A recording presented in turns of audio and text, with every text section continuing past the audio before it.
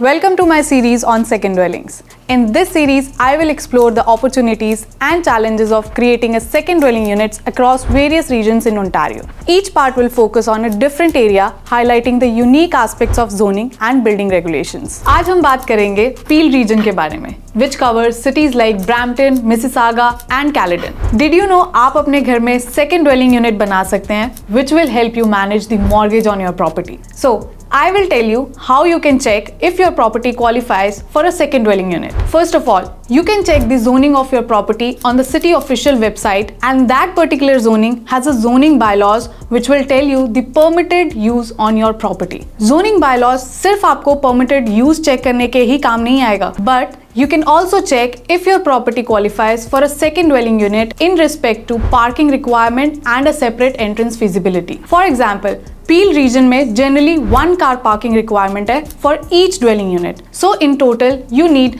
2 car parkings for 2 dwelling units. Except in some cities like Caledon, we need 3 car parking in total to have 2 dwelling units. Ontario Building Code के standards को comply करना भी जरूरी है. यानी कि किसी भी legal unit के लिए we need to have an adequate room size, ceiling height and fire separation. There are some additional parameters to create a second dwelling unit as well. So if you want to know more, call KS Designers at 289 962 4003.